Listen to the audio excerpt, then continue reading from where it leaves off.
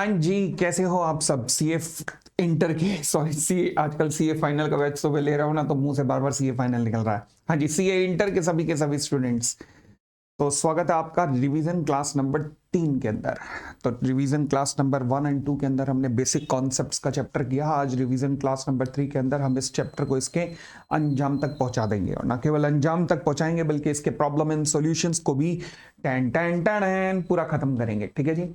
अच्छा, problem and solution sir इसका कहाँ से आएगा? देखो जी मैंने ना बच्चों से एक प्रॉमिस किया है कि मैं आपको टॉप मोस्ट क्वेश्चंस प्रोवाइड करूंगा। वो जो टॉप मोस्ट क्वेश्चंस जो मैंने प्रोवाइड करने हैं उसमें से पहले 20 क्वेश्चन केवल इसी चैप्टर पे हैं, पहले 20 क्वेश्चन, और उसका वीडियो सॉल्यूशन भी अवेलेबल है। तो मैं जैसे ही आप ये क्लास देख रहे होगे, उस क्लास के साथ में ही जो टॉप 20 क्वेश्चन है उनका वीडियो सॉल्यूशन भी प्लस उनका जो पीडीएफ है वो भी, दोनों के दोनों यहाँ पर इसी डिस्क्रिप्शन लिंक में अवेलेबल करवा दूंगा ताकि आप गो थ्रू कर लो। सिमिलरली जैसे जैसे चैप्टर होते जाएंगे, हर चैप्टर के ऊपर टॉप मोस्ट इंपॉर्टेंट क्वेश्चंस कौन कौन से बन सकते हैं, हर तरीके से अगर दिमाग लगा दिया जाए कि उसके बाहर कुछ ना बने, तो ऐसे क्वेश्चन कौन कौन से हैं वो मैं आपको प्रोवाइड करता रहूंगा। ठीक हो गई इतनी बात? जैसे अगला चैप्टर अब हमारा रिवीजन में है, शायद फेमा का है, तो फेमा के ऊपर कैसे क्वेश्चन बन सकते हैं, क्योंकि पहली बार ये आ रहा है पेपर सिलेबस, ये सिलेबस में फेमा आ रहा है, तो कैसे कैसे क्वेश्चन बना सकता है वो हम हर कैटेगरी को देखेंगे। इतनी बात क्लियर हो गई? बढ़ सकते हैं? चलिए, तो आज की रिवीजन क्लास को हम शुरू करते हैं। लो जी, लीजिए भोले बाबा का नाम। हाँ जी,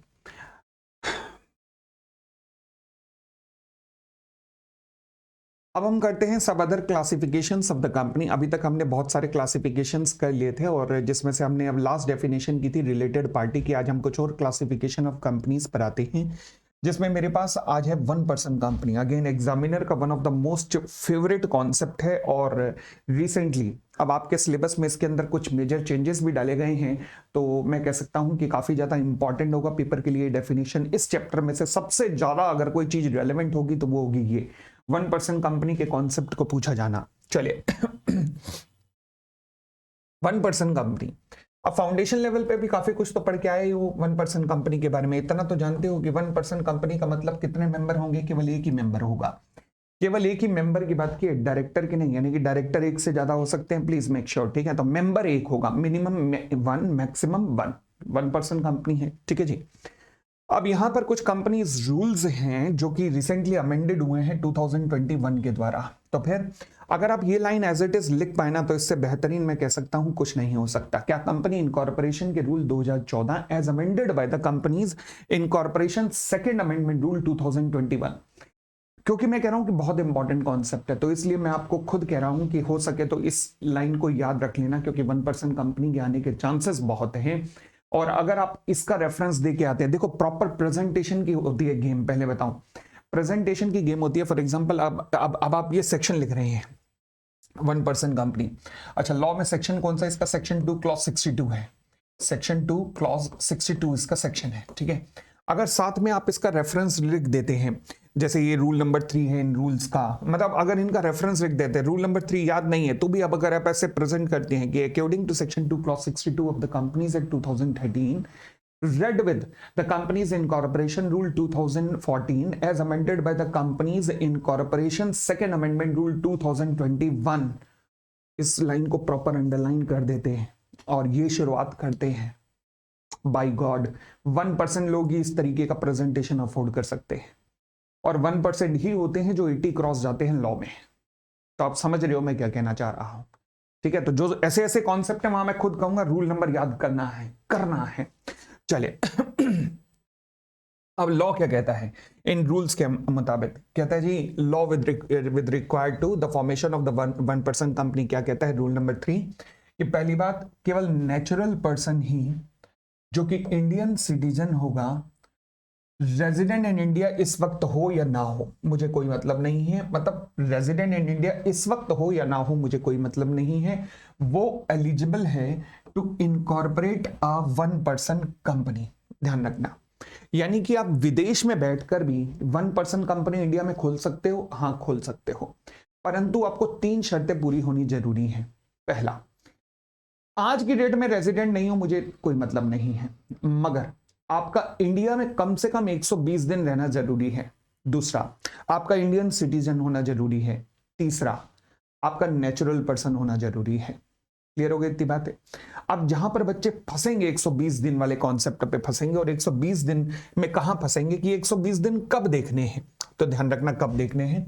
120 days during the immediate preceding financial year, यानी कि एकदम पिछले साल के 120 दिन देखने हैं कि आपका रेजिडेंट इन इंडिया होना जरूरी है। विदेशों में बैठकर क्या कोई नॉन रेजिडेंट भी कंपनी खोल सकता है 1% कंपनी इंडिया में? यस, क्योंकि वर्ड लिखा है वेदर रेजिडेंट इन इंडिया और अदरवाइज। परंतु रेजिडेंट इन इंडिया यानी कि कम से कम 120 दिन का stay during the preceding financial year, वो मैंडेटरी है।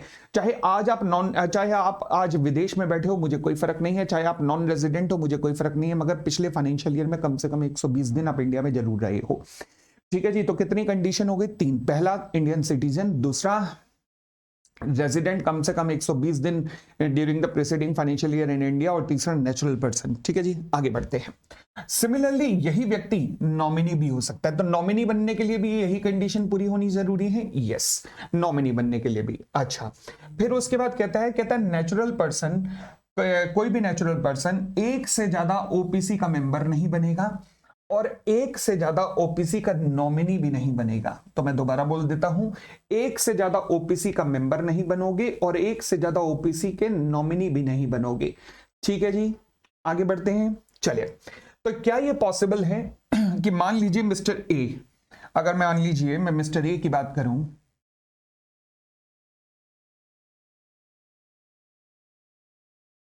हाँ जी, मिस्टर ए ये सोल मेंबर हैं इन ओपीसी 1 प्लस नॉमिनी हैं इन ओपीसी 2। क्या ये पॉसिबल है? यस, क्योंकि एक से ज्यादा में मेंबर नहीं रहोगे और एक से ज्यादा में नॉमिनी नहीं रहोगे, यानी कि ऐसा पॉसिबल है कि आप एक में मेंबर एक में नॉमिनी हो। बट दिक्कत क्या आएगी? अगर मान लीजिए जहां पर आप नॉमिनी हो उसके सोल मेंबर की डेथ हो जाती है, तो आप क्या बन जाओगे? उसके मेंबर बन जाओगे, सोल मेंबर बन जाओगे। तो अब आप 2 कंपनीज में मेंबर बन चुके हो। अब क्या किया जाए? अब आपको यहां पर करेक्टिव एक्शन लेना पड़ेगा।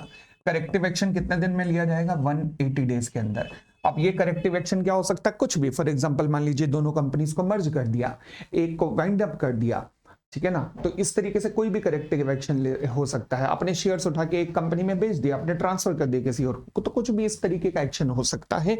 मतलब करेक्टिव एक्शन कितने दिन में हो जाना चाहिए? 180 दिन के अंदर अंदर हो जाना चाहिए। तो वही लिखा लॉ में कि अगर where are natural person being a member in OPC और become a member in another company, क्योंकि नॉमिनी होने के कारण, तो करेक्टिव एक्शन कितने दिन में लिया जाना चाहिए? 180 डेज में लिया जाना चाहिए। इंपॉर्टेंट कॉन्सेप्ट है। अगेन, नॉमिनी कभी भी माइनर कभी भी 1% कंपनी का नॉमिनी या फिर मेंबर नहीं बन सकता। अगली बात, ये कंपनी बिजनेस करने के लिए चलाई कॉन्सेप्ट लाया गया। 1% कंपनी का कॉन्सेप्ट किस लिए लाया गया? इसलिए क्योंकि पहले ना सोल प्रोप्राइटरशिप जैसे होती थी, तो सोल प्रोप्राइटरशिप्स को ना बैंक्स लोन देने में बड़ी प्रॉब्लम करते थे, ताकि उनकी अब बैंक से लोन लेने में उन्हें असुविधा ना हो। तो इसलिए कहा गया कि और बैंक्स प्रॉब्लम क्यों क्रिएट करते थे? क्योंकि ना इनका कोई माई बाप नहीं था सोल प्रोप्राइटरशिप्स का, कोई कानून जो इनके ऊपर लगता हो, जैसे कंपनीज के ऊपर कंपनीज एक्ट, पार्टनरशिप के ऊपर पार्टनरशिप एक्ट, ट्रस्ट के ऊपर ट्रस्ट एक्ट, सोसाइटी के ऊपर सोसाइटीज एक्ट, इनके ऊपर एलएलपी के ऊपर एलएलपी एक्ट, इनके ऊपर कुछ नहीं लगता था। इनका कोई स्पेसिफिक कानून नहीं था। तो जिसको देखकर लॉ मेकर्स ने कहा कि आप अपने आप को एक रेगुलेटर के अंदर ले आइए। रेगुलेटर कौन होगा? कंपनीज एक्ट यानी कि आरओसी। तो इसलिए 1% कंपनी का कॉन्सेप्ट डाला गया।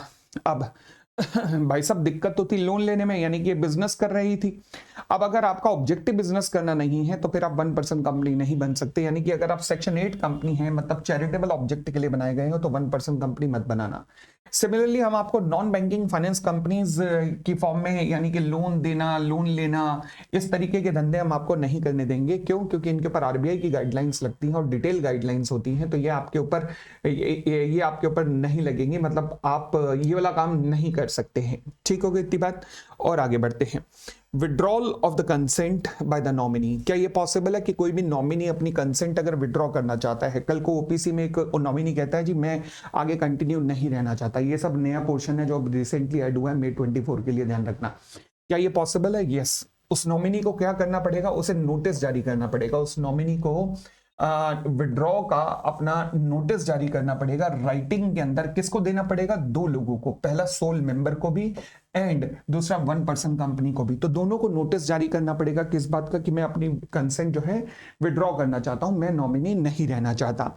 अब उस केस में क्या होगा, ये जो सोल मेंबर है, ये सोल मेंबर जिस दिन इसे नोटिस रिसीव हुआ है उसके 15 दिन के अंदर अंदर ये किसी और व्यक्ति को नॉमिनेट करेगा कि हाँ जी ये आज के बाद मेरा नॉमिनी है, बट उसकी रिटर्न कंसेंट भी तो ले लेना। यस, रिटर्न कंसेंट भी ले लेना उसकी। तो उसकी रिटर्न कंसेंट के साथ में ये इंटीमेशन कि आप नया नॉमिनी अपॉइंट करना चाहते हो, आप भेज देना। किसके पास भेजोगे? आरओसी के पास भेज देना, और सॉरी कंपनी के पास भेज देना फॉर्म नंबर INC3 के अंदर।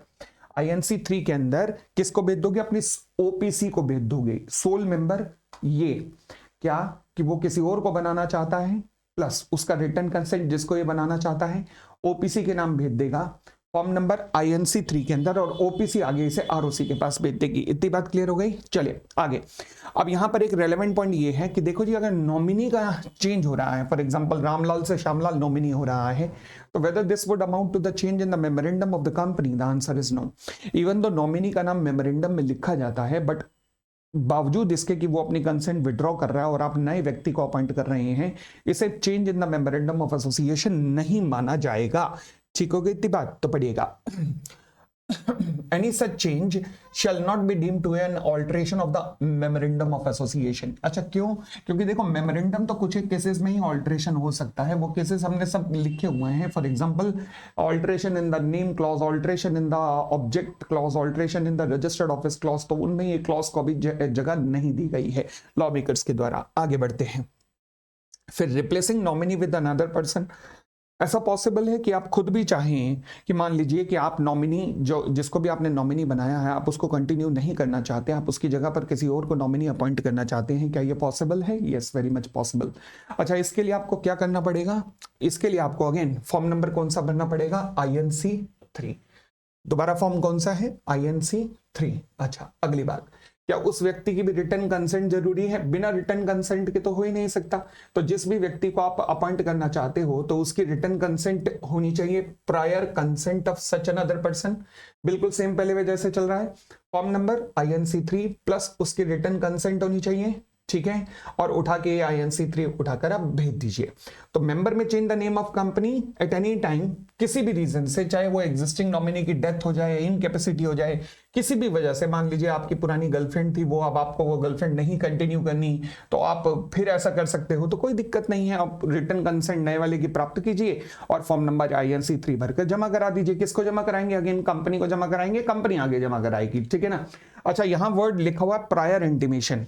प्रायर इंटीमेशन का मतलब क्या है कि यहां पर फॉर्म नंबर भेजने से, INC3 भेजने से पहले कंसेंट आनी चाहिए, बाद में। ऑब्वियसली वर्ड है प्रायर कंसेंट, तो मतलब कंसेंट पहले आनी चाहिए।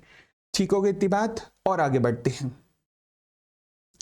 अच्छा, जिन्होंने मुझसे पढ़ा हुआ है, ये सारी समरियां वमरियां सब बन रखी हैं आपको, और फिलहाल तो अब समरी क्या मतलब वो शुरुआत में समझने में काम आती है, बट इस टाइम ध्यान से ये सारे कॉन्सेप्ट्स को आपको गो थ्रू करके जाना है, खासकर इसके। तो ये जो फॉर्म नंबर हैं जो आप बार बार सुन रहे हैं मेरे मुंह से, INC3 वगैरह, ये फॉर्म याद करने हैं। हाँ, क्योंकि मैंने कहा ना, ये कॉन्सेप्ट बहुत इंपॉर्टेंट है।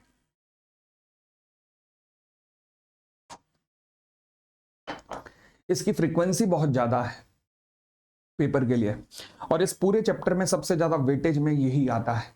तो फिर तो इसको ध्यान से पढ़ना है। आगे बढ़ते हैं। Notice of change to the registrar. देखो जी, किसी भी प्रकार का चेंज हो, किसी भी प्रकार का, आपने अभी देखा, चाहे कंसेंट विड्रॉ की हो या फिर आपने नॉमिनी को चेंज किया हो, सोल मेंबर किसको इन्फॉर्म कर रहा है? सोल मेंबर इन्फॉर्म कर रहा है कंपनी को। तो सवाल उठा, कंपनी को तो इन्फॉर्म कर दिया, बट अब आगे कंपनी क्या करेगी? कंपनी क्या करेगी?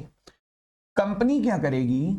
विद इन 30 डेज, जिस दिन उसे नोटिस मिला किससे? सोल मेंबर से, कि वो नॉमिनी अपनी कंसेंट विड्रॉ कर गया है या मैं नॉमिनी को चेंज करना चाहता हूं, तो कंपनी क्या करेगी? 30 दिन के अंदर अंदर, जिस दिन उसे नोटिस रिसीव हुआ है, shall file the notice. Company ये नोटिस फाइल कर देगी किसको? रजिस्ट्रार को। किस चीज पर? अगर मान लीजिए किसी नॉमिनी ने अपनी कंसेंट विड्रॉ कर ली, मान लीजिए आपने किसी नॉमिनी को चेंज कर दिया, या फिर मान लीजिए नॉमिनी ही मेंबर बन गया क्योंकि मेंबर की डेथ हो गई, तो तीनों ही सिचुएशन में कंपनी क्या करेगी, 30 दिन के अंदर अंदर इन्फॉर्म कर देगी किसको, आरओसी को। ठीक हो गई इतनी बात। आगे फिर कंपनी कौन सा फॉर्म भरेगी, आईएनसी 4। अब ध्यान रखना, जरा फॉर्म नंबर याद करना जरा। जब मैंने कहा सोल मेंबर ने, जब सोल मेंबर, लिखना मत, केवल समझना, सोल मेंबर कौन सा फॉर्म दे रहा है ओपीसी को,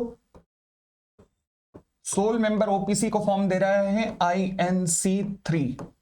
अच्छा, ओपीसी आरओसी को कौन सा फॉर्म दे रही है, आईएनसी 4। ध्यान रहेगा बिल्कुल क्लियर। चलिए आगे बढ़ते हैं। Relaxation available to the 1% company. Again मैं पूरा कॉन्सेप्ट ही रेलेवेंट है, मैं क्या कहूंगा, अब ये भी कहना पड़ेगा मुझे रेलेवेंट है, ये पूछा जा सकता है। अगेन 1% कंपनी को लॉ में कौन कौन सी एग्जम्पशंस मिलती हैं।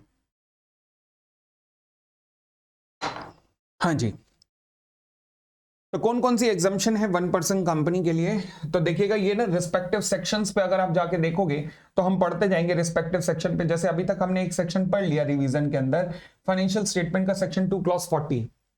वहां पर हमने उसमें एग्जम्पशन नोटिफिकेशन में पढ़ा था कि कैश फ्लो स्टेटमेंट का concept 1% company, small company, dormant company, private limited company in the nature of startup पे अप्लाई नहीं होता।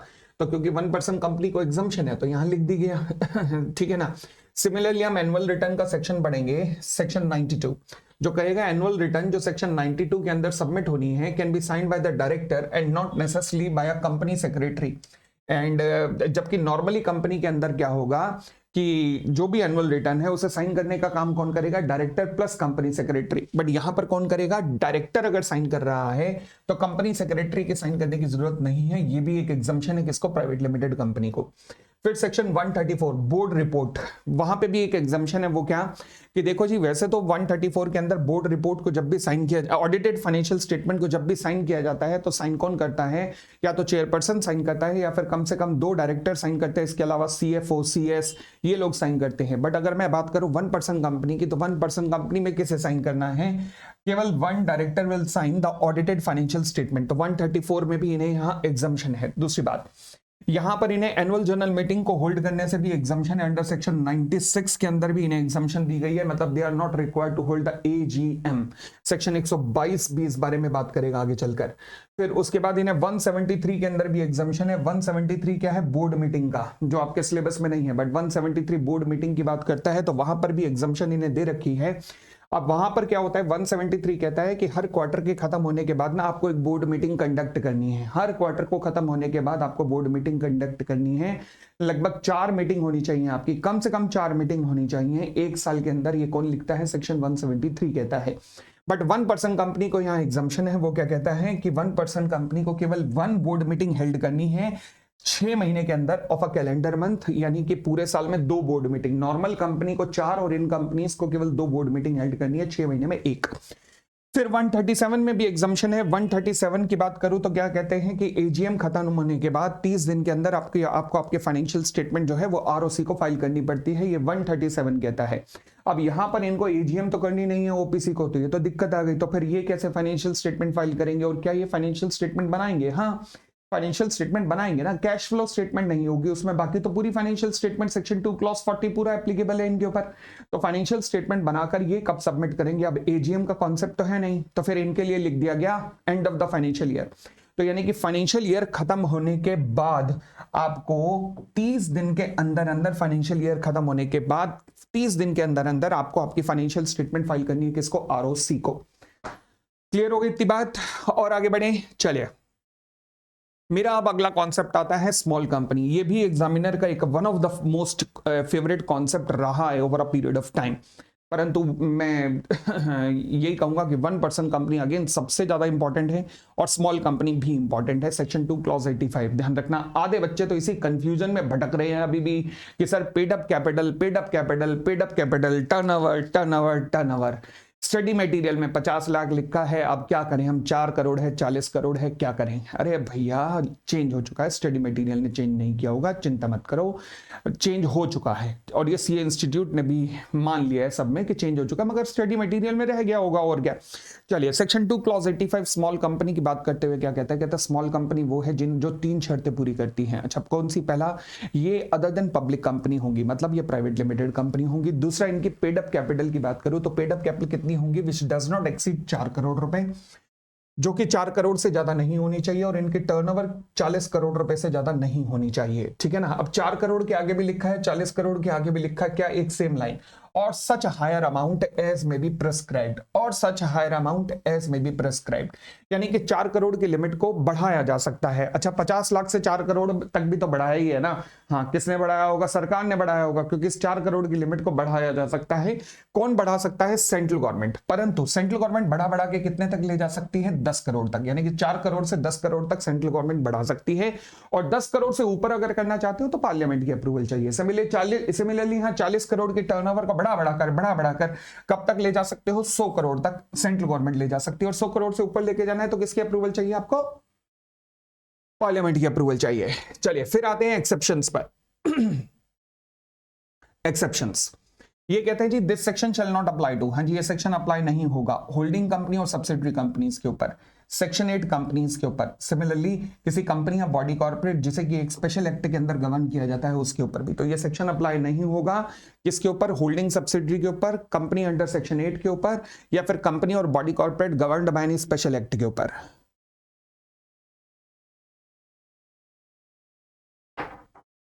बताओ जी कोई भी दिक्कत? ठीक है जी। चले, इसका मतलब यह है कि अगर आप किसी कंपनी की होल्डिंग है या आप किसी भी कंपनी की सब्सिडरी हैं, अगर आप होल्डिंग या सब्सिडरी हैं किसी भी कंपनी की, तो आप स्मॉल कंपनी का टैग नहीं ले सकते, चाहे बेशक आपकी पेड अप कैपिटल 4 करोड़ से कम हो, चाहे बेशक आपकी टर्नओवर 40 करोड़ से कम हो, परंतु आप क्योंकि होल्डिंग या सब्सिडरी कंपनी है तो इसलिए हम आपको 1% कंपनी का टैग आपको नहीं दे सकते हैं। ठीक है जी। चले, फिर आता है जी holding subsidiary company. Holding subsidiary की अगर मैं बात करूं तो होल्डिंग क्या है? जो कंट्रोल एक्सरसाइज करती है। सब्सिडरी क्या है? जिसके ऊपर कंट्रोल एक्सरसाइज किया जाता है। अब सवाल उठा, दो कंपनीज के बीच में होल्डिंग सब्सिडरी रिलेशनशिप कब अराइज हो सकती है? तो दो कंपनीज के बीच में कब होगी अराइज? ये सेक्शन 2 क्लॉज 87 में लिखा है, और 2 क्लॉज 87 कहता है कि दो कंडीशंस हो सकती हैं। पहली कंडीशन, अगर एक कंपनी कंट्रोल रखती है, वर्ड क्या है? कीवर्ड कंट्रोल रखती है over the composition of board of directors of the other company. अब यहां कंट्रोल की डेफिनेशन इसे सेक्शन में लिखी गई है। क्या वर्ड दिखेगा? क्या है? Where one company control the composition of the board of director of another company. Control का मतलब क्या है? पावर टू अपॉइंट और रिमूव ऑल और majority of the directors. Power to appoint और रिमूव ऑल और मेजॉरिटी ऑफ द डायरेक्टर्स, तो इसे कहा जाता है कंट्रोल रखना। ठीक है जी। ये पहला सिनेरियो हो गया, ये पहला तरीका हो गया आप जिसके द्वारा मैं कह सकता हूं कि जब आप कंट्रोल एक्सरसाइज कर सकते हो कंपनी पर। बट इसके अलावा दूसरा तरीका भी है। वो क्या? जब एक कंपनी दूसरी कंपनी की मोर देन 1/2 मतलब more than 50% of the voting power पर अधिकार रखती है। वोटिंग पावर किसके पास होती है? नॉर्मली इक्विटी शेयर्स के पास। तो अगर एक कंपनी दूसरी कंपनी की मोर देन 1/2 यानी कि more than 50% of the equity share capital, word equity share capital नहीं, वर्ड यही लिखना है, more than 1/2 of the total voting power hold करती है, चाहे वो खुद होल्ड करती है या फिर अपनी किसी सब्सिडरी कंपनी के थ्रू होल्ड करवाती है, चाहे वो खुद होल्ड करती है या फिर अपनी सब्सिडरी कंपनीज के थ्रू होल्ड करवाती है more than 1/2 of the total voting power, तो भी ये जो होल्ड कर रही है ये होल्डिंग है, और जिसमें होल्ड किया जा रहा है वो सब्सिडरी है। ठीक हो गई थी बात भी? आगे बढ़ते हैं एक्सप्लेनेशन। देखो जी, एक्सप्लेनेशन 1 कहती है कि a company shall be deemed to be a subsidiary company of the holding. मतलब फॉर एग्जांपल ये है कि मान लीजिए ये एच लिमिटेड है, ये एस लिमिटेड है, ये ए लिमिटेड है। ए लिमिटेड जो है वो है subsidiary of S limited, S limited जो है वो है सब्सिडरी ऑफ एच लिमिटेड। यानी कि ये दादाजी हैं, ये पापा जी हैं, ये बेटा जी हैं। तो क्या मैं कह सकता हूं ये भी खून एच लिमिटेड का है? यस। तो एच लिमिटेड ना केवल एस लिमिटेड की होल्डिंग है, बल्कि एच लिमिटेड एस लिमिटेड की जो सब्सिडरी है ए लिमिटेड, उसकी भी होल्डिंग मान ली जाएगी। यानी कि ए लिमिटेड एस लिमिटेड की औलाद तो है ही है, मगर किसके खानदान का खून है? एच लिमिटेड का, तो फिर इसकी भी औलाद मानी जाएगी। ठीक हो गई इतनी बात? तो यही लिखा है यहां पर, company shall be deemed to be a subsidiary company of the holding even if the control is exercised by another subsidiary company of such holding company. ठीक है जी। अब यहां पर एक वर्ड आया है, बड़ा जबरदस्त वर्ड है, कि जब हम इस सेक्शन की बात करते हैं तो इस सेक्शन में कंपनी में बॉडी कॉर्पोरेट वर्ड भी इंक्लूड होता है। व्हेन ऐसे वर्ड बॉडी कॉर्पोरेट भी इंक्लूड होता है तो इस वर्ड बॉडी कॉर्पोरेट का मतलब क्या होता है? देखिएगा, फॉर एग्जांपल देखिएगा, बड़ा अच्छा टेक्निकल एग्जांपल है ये, कि एच लिमिटेड मान लीजिए कंपनी है जो कि इंडिया के अंदर है। अच्छा, जिनको ये नोट्स चाहिए, जिनको ये बुक्स चाहिए, प्लीज बुक amitpopliClasses.com पे अवेलेबल है, और बुक के प्राइस बहुत स्लैश कर दिए हैं, तो जाकर आप बुक ले सकते हो आराम से। तो दोबारा बोलता हूं, H limited company in India है, और एस लिमिटेड क्या है? एक कंपनी है जो इनकॉर्पोरेट हुई है कहां पर? यूएसए के अंदर। एस लिमिटेड यूएसए में इनकॉर्पोरेट हुई है। ठीक है। एच लिमिटेड 60% शेयर होल्ड करता है इन द एस लिमिटेड। बड़ा सिंपल सा सवाल है, मतलब ऐसे सवाल पूछते ना अंदर आंसर फूट जाएगा एकदम। मुझे अगर मैं कहूं कि बताइए क्या एच लिमिटेड होल्डिंग कंपनी है एस लिमिटेड की, तो इमीडिएटली आपने जवाब दिया हाँ हाँ हाँ हाँ, कमाल कर दी, हाँ हाँ बिल्कुल है, क्योंकि 60% है। आपने कहा 60% है, बट आपने क्या ये ध्यान दिया कि एस लिमिटेड जो है वो एक फॉरेन कंपनी है जो कि यूएसए में इनकॉर्पोरेट हुई है, और अगर यूएसए में इनकॉर्पोरेट हुई है तो क्या ये कंपनी है? नहीं, क्योंकि कंपनी का मतलब सेक्शन 2 क्लॉज 20 क्या कहता है? कंपनी का मतलब जो कि इस कंपनी एक्ट में या इससे पिछले किसी कंपनी एक्ट में एस्टेब्लिश हुई, मतलब कंपनी एक्ट 2013 या कंपनी एक्ट 1956, मतलब हैं तो इंडिया की, यानी कि जो इंडिया में इनकॉर्पोरेट होंगी वही तो कंपनी कहलाएंगी। यस। तो क्या यूएसए वाली कोई कंपनी कहलाएगी? नहीं। तो यूएसए वाली अगर कंपनी नहीं है तो क्या सब्सिडरी कंपनी हो सकती है? बिल्कुल भी नहीं। भाई साहब, जब कंपनी नहीं है तो सब्सिडरी कंपनी कहां से बनेगी? बन ही नहीं सकती। तो मैं कह सकता हूं कि एच लिमिटेड एस लिमिटेड में 60% होल्ड करती है, तो क्या एस लिमिटेड एच लिमिटेड की सब्सिडरी कंपनी है? आंसर इज नो, बिल्कुल भी नहीं, क्योंकि एस लिमिटेड कंपनी नहीं है तो सब्सिडरी कंपनी कहां से बनेगी? भाई साहब, ये तो बड़ी दिक्कत हो गई, क्योंकि इन्फोसिस की तो कई यूएसए में कंपनियां हैं जो कि सब्सिडरियां हैं, रिलायंस की भी हैं, विप्रो की भी हैं, टीसीएस की भी हैं, तो क्या कोई भी सब्सिडरी कंपनी नहीं रही फिर तो? अब लॉ मेकर को ये पेज फंसा हुआ मालूम हुआ, उन्होंने कहा क्या करें, तो इमीडिएटली एक्सप्लेनेशन डाली गई और कहा hang on hang on hang on, इसलिए कहा गया कि ठहरो, इस स्पेसिफिक क्लॉज के लिए जब हम वर्ड कंपनी यूज करते हैं तो कंपनी का मतलब बॉडी कॉर्पोरेट भी है। ओ, तो यानी कि बॉडी कॉर्पोरेट के अंदर कंपनी भी आती है, फॉरेन कंपनी भी आती है, पहली रिवीजन क्लास में बताया था। तो क्या एस लिमिटेड, अगर मैं कहूं कि एच लिमिटेड की सब्सिडरी बॉडी कॉर्पोरेट है? यस। सब्सिडरी कंपनी नहीं थी बट सब्सिडरी बॉडी कॉर्पोरेट है, बट क्योंकि इस सेक्शन में कंपनी और बॉडी कॉर्पोरेट का मतलब एक ही है, तो x is equal to Y, Y is equal to Z, hence proved x is equal to Z, इसलिए मैं कह सकता हूं कि s limited is a subsidiary company of h limited. समझ आया कितना टेक्निकल मुद्दा है? चले तो यस, ये एक्सप्लेनेशन 2 के कारण है। और आगे बढ़ते हैं, अब आते हैं हमारी अगली definition, called as associate company. Associate company in relation to the another company. हाँ जी, in relation to another company means, ध्यान रखना, अब एसोसिएट कंपनी के, अभी तक मैं होल्डिंग सब्सिडरी कर रहा था तो मैंने कहा तू मेरी सब्सिडरी है, अगर मैं तेरे में इतने % होल्ड करता हूं या मैं तेरे में इतना कंट्रोल एक्सरसाइज करता हूं, बट अब मैं एसोसिएट कह रहा हूं तो मैं क्या कह रहा हूं? मैं तुम्हारी एसोसिएट हूं अगर तुम मुझ में 20% होल्ड करते हो या सिग्निफिकेंट इन्फ्लुएंस रखते हो। यानी कि in relation to another company means a company in which that other company has a significant influence। ठीक है ना।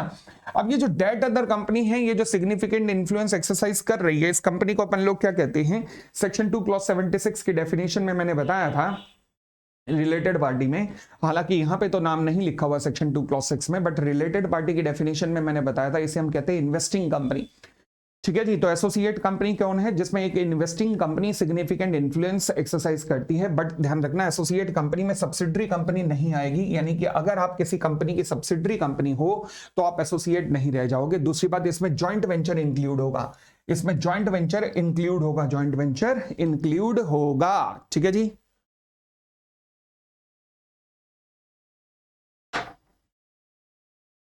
बढ़ सकते हैं चलिए, तो एसोसिएट कंपनी मैं कह सकता हूं in relation to another company means a company in which that other company has a significant influence, but जो कि सब्सिडरी कंपनी नहीं है उस कंपनी की, और इसमें इंक्लूड होगा जॉइंट वेंचर कंपनी भी, जॉइंट वेंचर कंपनी भी। आगे एक्सप्लेनेशन फिर कहता है for the purpose of this clause, for the purpose of this clause significant influence, अगर मैं कहूं तो सिग्निफिकेंट इन्फ्लुएंस का मतलब है कम से कम 20% of the total voting power, या फिर कंट्रोल और participation in the business decision under an agreement. यानी कि अगर आपका एक कंपनी में कम से कम 20% ऑफ द वोटिंग राइट पे कब्जा है, या फिर आप उसकी बिजनेस डिसीजन मेकिंग को या तो कंट्रोल करते हैं, मतलब मेजॉरिटी डिसीजन आप लेते हैं, या फिर पार्टिसिपेशन का भी अगर आपके पास अधिकार है। अब पार्टिसिपेशन में क्या परसेंटेज होनी चाहिए बता नहीं रखा, यानी कि अगर आपका पिद्दू सा भी पार्टिसिपेशन है, तुम जितना प्रोड्यूस करोगे उसका 8% मेरा, तुम जितना प्रोड्यूस करोगे उसका 5% मेरा, तो पार्टिसिपेशन है यस, तो वो फिर भी वो सामने वाली कंपनी आपकी एसोसिएट कंपनी बन जाएगी। ठीक हो गई इतनी बात। आगे फिर जॉइंट वेंचर का मतलब बता रखा है। जॉइंट वेंचर का मतलब है जब दो लोग आपस में मिलते हैं और जहां पर जो एसेट्स होती है जॉइंट वेंचर की उसके ऊपर जॉइंट कंट्रोल रहता है। ये एक तरीके की पार्टनरशिप फर्म जैसा ही होती है, विद द ओनली डिफरेंस कि यहाँ पर म्यूचुअल एजेंसी नहीं होता, यहाँ पर हर पार्टनर अपने लिए लायबल होता है, ठीक है, और जॉइंट वेंचर के लिए काम कर रहा होता है। चलिए फिर उसके बाद अब हमारे पास एक सर्कुलर है जो मिनिस्ट्री ऑफ कॉर्पोरेट अफेयर्स के द्वारा दिया गया, और जो कहता है कि देखो अगर आपके पास ये जो वोटिंग पावर है ना दूसरी कंपनी में, अगर ये दूसरी कंपनी में जो वोटिंग पावर है अगर ये फिड्यूशरी कैपेसिटी के अंदर है, फिड्यूशरी कैपेसिटी का मतलब है कि एक्चुअल में ये वोटिंग पावर आपकी नहीं है, आपके पैसे नहीं है, किसी और के पैसे आपने लगाए हैं। जैसे कि जेपी मॉर्गन बहुत बड़ा म्यूचुअल फंड है, इसने रिलायंस इंडस्ट्रीज में 22% शेयर ले रखे हैं। अब ये पैसा जेपी मॉर्गन के पिताजी का है? नहीं, हम लोगों का है। हम लोगों का पैसा उठा के इसने रिलायंस में लगाया, तो क्या रिलायंस जेपी मॉर्गन की एसोसिएट कंपनी बन गई? नहीं, क्योंकि फिड्यूशरी कैपेसिटी है। ये कॉन्सेप्ट फिड्यूशरी कैपेसिटी वाला एसोसिएट में भी लगना है और होल्डिंग सब्सिडरी में भी लगना है, ध्यान रखना इस बात का, ठीक है ना। चलिए ये सारा एनालिसिस दिया हुआ है, एक बार ये एनालिसिस प्लीज बुक से एक बार गो थ्रू कर लेना। ये सब सॉल्यूशन के समेत दिया हुआ है, सब सॉल्यूशन के समेत दिया हुआ है। उसके बाद हम आते हैं अगली डेफिनेशन के ऊपर, गवर्नमेंट कंपनी। देखो जी ये भी कंफ्यूजन की एक जड़ है गवर्नमेंट कंपनी भी। सेक्शन 2 क्लॉज 45, गवर्नमेंट कंपनी बनने के ना दो रास्ते हैं, एक रास्ता एक रास्ता दो। रास्ता एक क्या है? रास्ता एक कहता है कि अगर मान लीजिए गवर्नमेंट कंपनी आप कब बनेंगे, अगर आपकी कम से कम 51%, कितना 51% of the paid up capital 51% of paid up capital hold की जाती है किसके द्वारा? या तो सीजी के द्वारा, सेंट्रल गवर्नमेंट, या फिर वन और मोर स्टेट गवर्नमेंट के द्वारा, या फिर सेंटर प्लस स्टेट दोनों के द्वारा मिलाकर। तो ये हो गया आपका रास्ता नंबर 1, मतलब वे नंबर 1 स्मॉल कंपनी बनने का। इसके अलावा वे नंबर 2 एक और है, वो क्या है कि अगर आप मान लीजिए कोई सब्सिडरी है किसी गवर्नमेंट कंपनी की, सब्सिडरी है गवर्नमेंट कंपनी की, सब्सिडरी कब बनती है? 50% से ऊपर पे।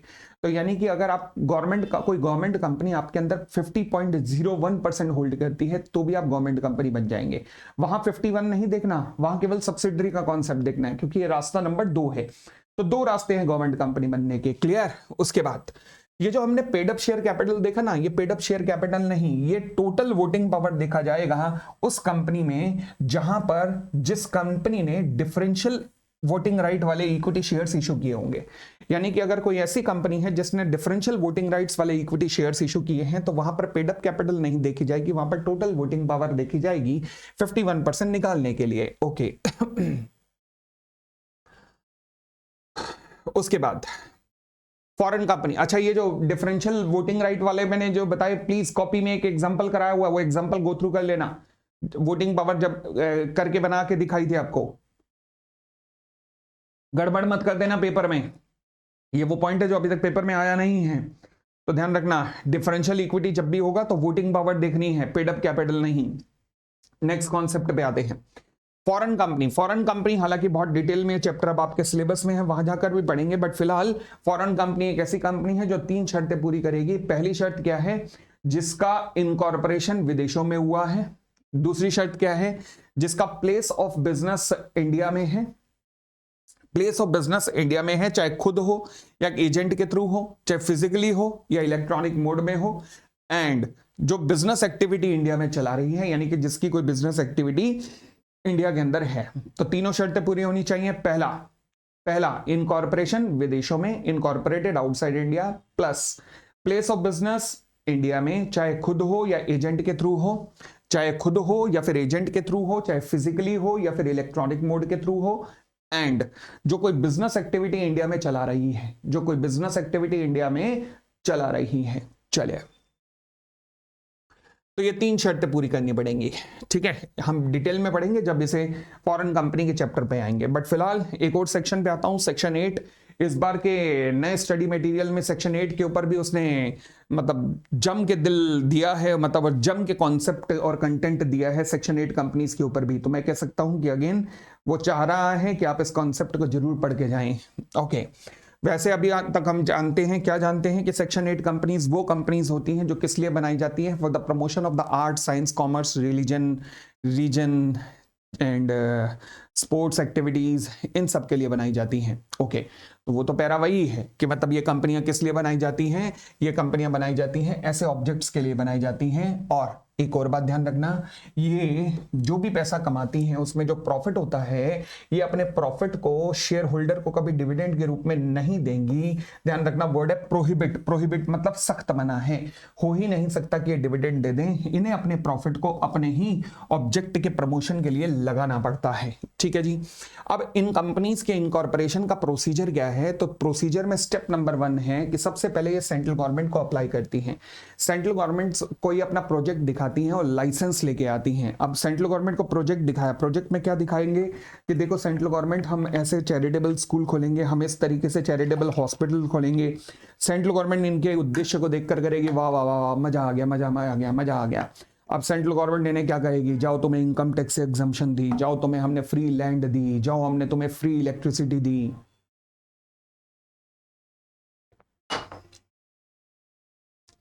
यानी कि सेंट्रल गवर्नमेंट से ये सब कुछ क्लेम कर लेंगी ठीक है। और साथ में एक और चीज क्लेम कर सकती हैं कि शायद ये पॉसिबल है कि इनका नाम बड़ा ही फैंसी सा हो और वो अपने नाम के आगे लिमिटेड या प्राइवेट लिमिटेड शब्द यूज नहीं करना चाह रही हूं, तो वो ये भी कह सकती हैं सेंट्रल गवर्नमेंट को कि सेंट्रल गवर्नमेंट हम अपने नाम के आगे लिमिटेड या प्राइवेट लिमिटेड शब्द यूज नहीं करना चाहते हैं, इसलिए हमें इजाजत दे दीजिए कि हम ये शब्द यूज ना करें। तो सेंट्रल गवर्नमेंट इन्हें इजाजत दे सकती है कि आपको आपके नाम के आगे लिमिटेड या प्राइवेट लिमिटेड लगाने की जरूरत नहीं है। तो स्टेप नंबर 1, सबसे पहले ये लाइसेंस प्राप्त कर रही है, किससे, सेंट्रल गवर्नमेंट से प्राप्त कर रही है लाइसेंस, ठीक है जी। तो यानी कि सेंट्रल गवर्नमेंट को अप्लाई करेंगी और ये लिमिटेड या प्राइवेट लिमिटेड लगाने से इन्हें एग्जम्पशन दी जा सकती है। अब सेंट्रल गवर्नमेंट से जब इन्हें लाइसेंस मिल जाएगा उसके बाद ये जाएंगी रजिस्ट्रार के पास फॉर्म नंबर स्पाइस प्लस में। स्पाइस क्या होता है, आपने फाउंडेशन में भी सुना होगा, शायद नहीं सुना तो फिर सुन लो। ये जल्दी से कंपनियों को इनकॉर्पोरेट करने का आज के डेट में एक फॉर्म है जिससे जल्दी जल्दी कंपनी का इनकॉर्पोरेशन होता है। Full form simplified process for incorporation of the company electronically, और ये प्लस फॉर्म है INC 32। INC 32 क्या है, एक ऐसा फॉर्म होता है जिसके अंदर ना सब कुछ, आपका GST नंबर, आज की डेट में आपका इनकम टैक्स का नंबर, डायरेक्टर्स का अपॉइंटमेंट, डायरेक्टर्स का डिन नंबर, कंपनी का इनकॉर्पोरेशन, कंपनी का नेम, सब कुछ एक ही फॉर्म के अंदर मिल जाता है। तो इसे इंटीग्रेटेड फॉर्म भी कहते हैं, मतलब सबका मालिक यही फॉर्म, ठीक है, INC 32। तो फिर आप क्या करना पड़ेगा, सेंट्रल गवर्नमेंट से लाइसेंस मिलने के बाद ROC को अप्लाई करोगे, किसमें, स्पाइस प्लस के अंदर, स्पाइस प्लस INC 32 में। अच्छा, अब आपने ROC को अप्लाई किया। अब ROC को जब आप अप्लाई करोगे साथ में कुछ डॉक्यूमेंट्स भी जाएंगे। वो कौन से डॉक्यूमेंट हैं, मेमोरेंडम जाएगा INC 13 एंड आर्टिकल जाएगा INC 31 के अंदर इन कंपनीज का रिस्पेक्टिवली, ठीक है जी। उसके बाद आपको अपनी फ्यूचर इनकम एंड एक्सपेंडिचर भी बताने पड़ेंगे, कितने साल के, अगले 3 साल के future annual income and expenditure के बारे में भी बताना पड़ेगा। उसके बाद डिक्लेरेशन दी जाएगी नॉर्मल कंपनी में भी डिक्लेरेशन दी जाती है, फाउंडेशन लेवल पे भी पढ़ा था, बट अब सेक्शन 8 कंपनी की बात कर रहे हो तो थोड़ा सा कॉन्सेप्ट बस लेफ्ट राइट होता जा रहा है और कुछ नहीं। हाँ जी, डिक्लेरेशन दी जाएगी किसके द्वारा, किसी एडवोकेट के द्वारा, कंपनी सेक्रेटरी, चार्टर्ड अकाउंटेंट या फिर कॉस्ट अकाउंटेंट के द्वारा, जो कि प्रैक्टिस में होने चाहिए। इन प्रैक्टिस के द्वारा फॉर्म नंबर कौन सा, INC 14 के अंदर डिक्लेरेशन जाएगी। अच्छा, किस बात की डिक्लेरेशन जाएगी कि भैया हमने चेक कर लिया है इस कानून में, कंपनी एक्ट में जितनी रिक्वायरमेंट लिखी गई है इनकॉर्पोरेशन से रिलेटेड वो सारी की सारी पूरी हो रही हैं। ओके, ये डिक्लेरेशन कौन सबमिट करेगा, एडवोकेट सबमिट करेगा, CA सबमिट करेगा, CS सबमिट करेगा या कॉस्ट अकाउंटेंट सबमिट करेगा। फॉर्म नंबर कौन सा है, INC 14। इसके अलावा, इनके अलावा, मतलब इनमें से कोई एक, एंड इसके अलावा कंपनी की तरफ से भी तो कोई सबमिट करेगा। Yes, person making the application in form number INC 15। Company की तरफ से भी जो उसका प्रपोज्ड डायरेक्टर वगैरह हैं वो लोग भी इसको सबमिट करेंगे, इसको साइन करेंगे डिक्लेरेशन को, जो कि कंपनी की तरफ से इनकॉर्पोरेशन फॉर्म भर रहे हैं INC 15, वो भी एक डिक्लेरेशन सबमिट करेंगे।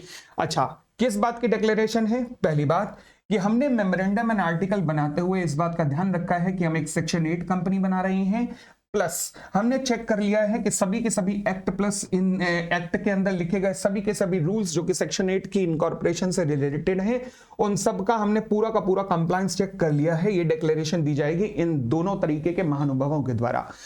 दो कैटेगरी ऑफ पर्सन है, ध्यान रखना।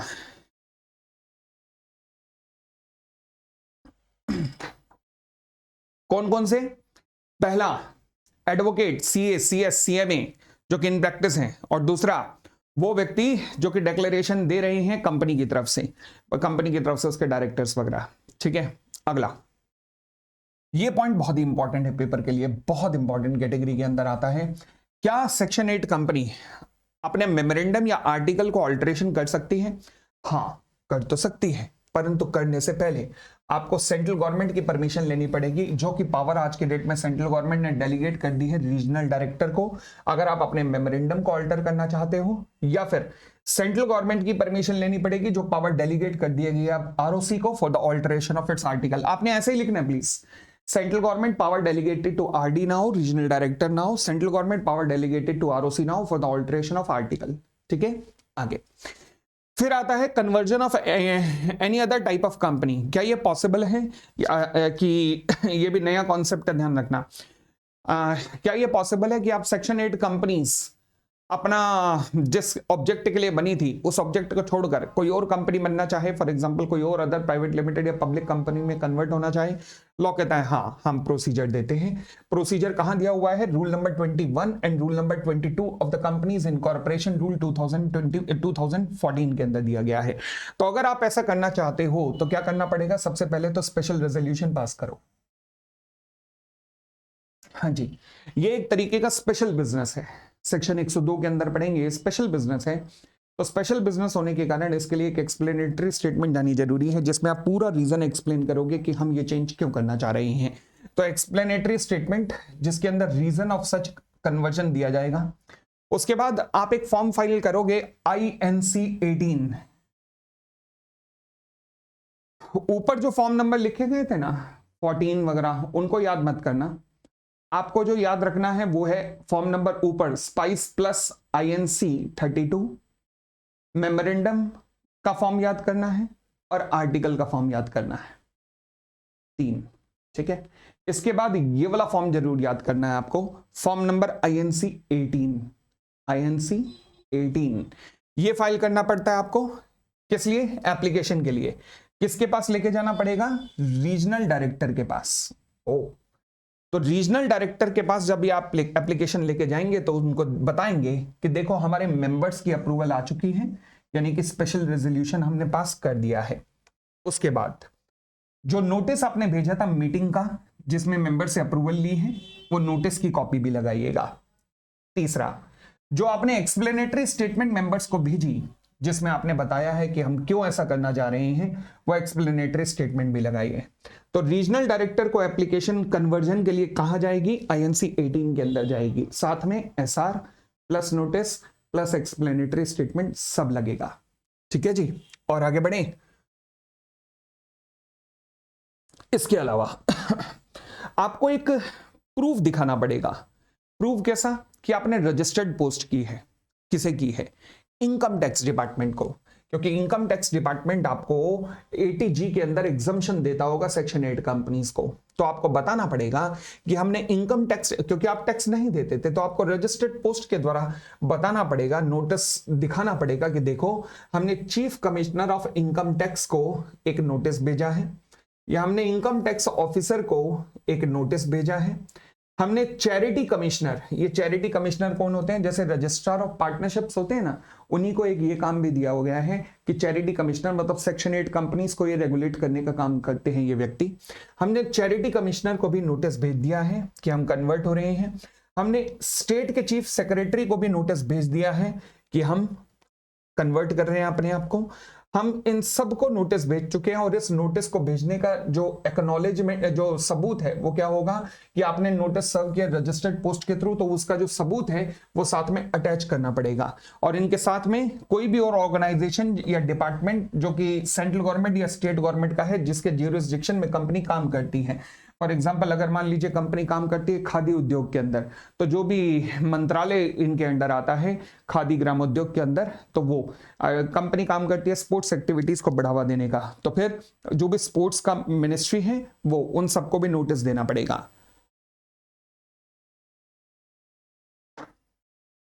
ठीक है, तो एक बार रिकॉल करो, एप्लीकेशन किसे गई कन्वर्जन की, INC 18 के अंदर। साथ में क्या क्या गया, notice plus explanatory statement plus साथ में स्पेशल रेजोल्यूशन की कॉपी। साथ में क्या गया, आपने नोटिस दिया कि देखिए हमने ये सब कुछ सर्व कर दिया है रजिस्टर्ड पोस्ट के द्वारा, किस किस को, इनकम टैक्स कमिश्नर को, इनकम टैक्स ऑफिसर को, और चैरिटी कमिश्नर को, और जो भी आपका concern chief secretary of the state है या फिर कोई भी department of the central government और स्टेट गवर्नमेंट है जो कि इस कंपनी के ऊपर ज्यूरिसडिक्शन एक्सरसाइज करता है, उन सबको हमने नोटिस भेज दिया। और इस नोटिस का जो प्रूफ होगा वो आपको साथ में लगाना पड़ेगा along with the application to the regional director. अब और आगे बढ़ते हैं, representation by the concern authorities. ये जो अथॉरिटीज है ना जिनकी मैंने ऊपर चर्चा की, चाहे वो चैरिटी कमिश्नर हो, इनकम टैक्स हो, या कमिश्नर ऑफ इनकम टैक्स हो, या फिर department of the central government या स्टेट गवर्नमेंट है, अब इन सब के पास अपना पक्ष रखने के लिए 60 दिन का समय होता है। 60 डेज के अंदर अंदर ये अपना पक्ष रख सकते हैं कि हाँ जी, क्या ये कुछ कहना चाहते हैं कि एक कंपनी जो सेक्शन 8 कंपनी थी अभी तक, जो बहुत सारे बेनिफिट ले रही थी, अब नॉर्मल कंपनी में कन्वर्ट होना चाह रही है, तो क्या ये उसके बारे में कुछ कहना चाहते हैं, तो कहना चाहते हो तो बोल दो। फिर सबमिशन टू ROC ठीक है जी। अब क्या किया जाएगा, कहता है कॉपी ऑफ एप्लीकेशन विद एनेक्स्चर्स, जो कि आपने रीजनल डायरेक्टर को फाइल किए हैं उसकी कॉपी आप ROC के पास भी फाइल करेंगे, क्योंकि कंपनी का इमीडिएट बॉस कौन है, ROC, रीजनल डायरेक्टर, तो उसका भी बॉस है। तो आप सुपर बॉस के पास गए हो, बॉस को भी एप्लीकेशन जरूर दो, वरना बॉस बुरा मान जाएंगे। उसके बाद पब्लिकेशन, हाँ जी, अब कंपनी तुम्हें ना पब्लिकेशन करना पड़ेगा, आम जनता को सूचित करना पड़ेगा कि भैया आम जनता सुनो सुनो सुनो, हम आपको ये बताना चाहते हैं कि हम अपने आप को कन्वर्ट करना चाह रहे हैं, हम अपने आप को एक प्राइवेट या पब्लिक लिमिटेड कंपनी बनाना चाह रहे हैं। ठीक है जी। तो कंपनी कितना, 1 हफ्ते के अंदर अंदर from the date of submitting an application to the regional director, regional director को सबमिट करने के 1 हफ्ते के अंदर अंदर कंपनी को क्या करना पड़ेगा, अपने खर्चे पर पब्लिश करना पड़ेगा ये जो नोटिस था, और जो उन्होंने रीजनल डायरेक्टर को भेजा है वो पब्लिकेशन करना पड़ेगा। कहां पर पब्लिकेशन करना पड़ेगा, एक वर्नैक्युलर न्यूज़पेपर के अंदर पब्लिकेशन होगा और एक इंग्लिश न्यूज़पेपर में।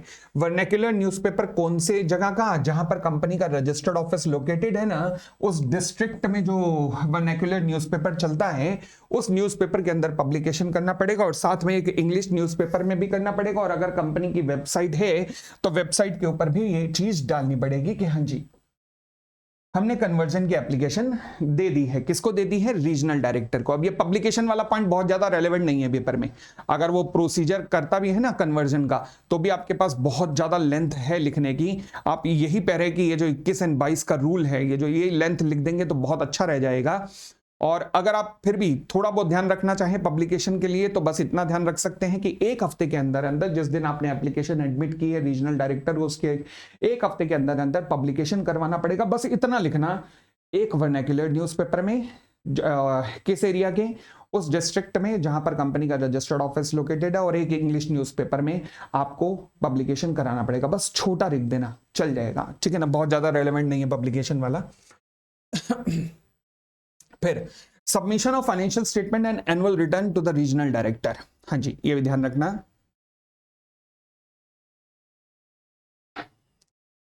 मान लीजिए आप मार्च 2024 में, अभी मार्च चल रही है, मार्च 2024 में आप कन्वर्जन के लिए अप्लाई करना चाहते हो, तो ठीक है, जो पिछला फाइनेंशियल ईयर था उसकी फाइनेंशियल स्टेटमेंट और एनुअल रिटर्न, इनकी कॉपी भी up to the financial year preceding the submission of the application to the regional director, उससे जो पिछला फाइनेंशियल ईयर था, तो फिर वो भी आपको इंश्योर करना पड़ेगा कि आप फाइल कर चुके हो। यानी कि financial statement plus annual return. आपको ये इंश्योर करना पड़ेगा कि आप पिछले पुराने सारे पाप धो चुके हो। आपको इंश्योर करना पड़ेगा कि एप्लीकेशन देने से पहले आपको ये financial statement plus annual return का जो डिफॉल्ट आप सही कर चुके हो, पिछले फाइनेंशियल स्टेटमेंट प्लस पिछली एनुअल रिटर्न आप फाइल कर चुके हो। ठीक है जी। अगली बात, अगर मान लीजिए आप एप्लीकेशन दे रहे हो पिछला फाइनेंशियल ईयर खत्म होने के 3 महीने के बाद। फॉर एग्जांपल आज मैंने कहा मार्च 2024 है, अब ये फाइनेंशियल ईयर तो खत्म नहीं हुआ। पिछला फाइनेंशियल ईयर कब खत्म हुआ होगा? 11 महीने पहले, मार्च 2023। तो क्या मैं कह सकता हूं मार्च 2023 खत्म होने के 3 महीने के बाद ये एप्लीकेशन आ रही है? यस, क्योंकि मार्च 24 में आप एप्लीकेशन दे रहे हो तो 3 महीने बाद। यस, तो अब आपको क्या करना पड़ेगा, वो जो 1 अप्रैल 2023 थी वहां से लेकर अब एकदम लेटेस्ट फाइनेंशियल स्टेटमेंट एक बना के हमें दे दो। एकदम लेटेस्ट फाइनेंशियल स्टेटमेंट आप बना के दे दो। लेटेस्ट मतलब अगर मैं कहूं आज हमारे पास है 5 मार्च, तो क्या 4 मार्च की देनी है? नहीं, आज 5 मार्च है तो पिछले 30 दिन में कभी भी, पिछले 30 दिन तक की कभी भी एप्लीकेशन बना के दे दो। यानी कि 1 अप्रैल से लेकर 5 मार्च के पिछले 30 दिन के बीच में जो पीरियड है उसकी फाइनेंशियल स्टेटमेंट बना के हमारे पास सबमिट करना।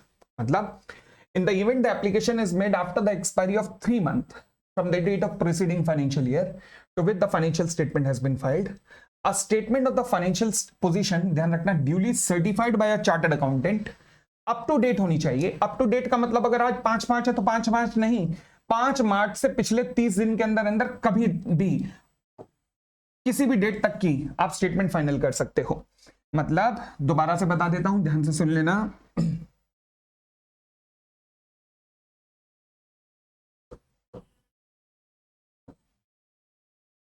22, 31 मार्च 23, ये हमारा 5 मार्च 24।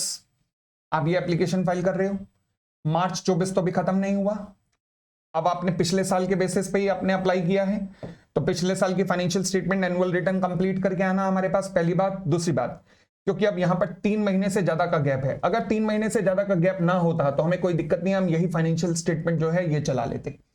परंतु क्योंकि गैप अब ज्यादा है तो हमें लेटेस्ट फाइनेंशियल स्टेटमेंट आपकी चाहिए।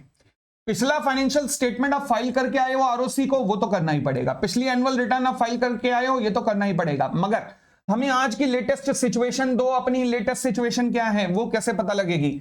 1 अप्रैल से लेकर पिछले 30 दिन के अंदर का कभी भी कोई दिन पकड़ लो, ये लो जी, यहां पर certified, CA certified financial statement बनाओ और वो साथ में जमा करनी है तुमने। I hope it is clear.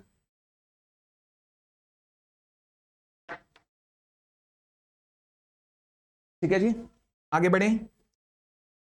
फिर ऑर्डर बाय रीजनल डायरेक्टर, लो जी, सब कुछ फाइल कर दिया हमने अपनी तरफ से, जो जो फाइल करना था। अब रीजनल डायरेक्टर के पाले में गेंद है, तो रीजनल डायरेक्टर साहब क्या इशू करेंगे? रीजनल डायरेक्टर साहब एक ऑर्डर इशू करेंगे जिसमें वो अप्रूव कर देंगे कि हाँ जी, सारे गवाहों और बयानों को मद्देनजर रखते हुए अदालत इस नतीजे पे पहुंची, मतलब रीजनल डायरेक्टर इस नतीजे पे पहुंचा है कि मैं कंपनी को अलाउ करता हूं कि वो किसी भी और फॉर्म की कंपनी में कन्वर्ट हो सकती है। लो जी, अगर रिजेक्शन हो गया, देखो जी, अगर आप किसी को रिजेक्शन करते हो या किसी को कोई सजा देते हो तो ऐसा करने से पहले ना आपको एक सुनवाई का मौका उसे जरूर देना पड़ेगा, जिसे कहते हैं अपॉर्चुनिटी ऑफ बीइंग हर्ड। तो अपॉर्चुनिटी ऑफ बीइंग हर्ड जरूर दी जाएगी, किसके द्वारा? रीजनल डायरेक्टर के द्वारा। ठीक हो गई इतनी बात। आगे, अब रीजनल डायरेक्टर की अप्रूवल आ गई, अब इसके बाद क्या होगा? रीजनल डायरेक्टर की अप्रूवल आने के बाद क्या होगा जी? कंपनी एक और जनरल मीटिंग कन्वीन करेगी। पहले भी जनरल मीटिंग हुई थी जहां एसआर पास हुआ था, बट अब एक और जनरल मीटिंग पास होगी जहां पर एक और एसआर पास होगा, जिसमें अब क्या किया जाएगा? पिछली जो एसआर था वो किस लिए पास हुआ था? कि हम कंपनी को कन्वर्ट करना चाहते हैं। अब जो एसआर है वो किस लिए पास होगा? कि रीजनल डायरेक्टर की अप्रूवल आ गई है, अब हम अपने कंपनी के मेमोरेंडम एंड आर्टिकल को अपने हिसाब से अब अमेंड करना चाह रहे हैं, और अमेंड करके एसआर प्लस मेमोरेंडम की कॉपी आरओसी के पास फाइल करनी पड़ेगी।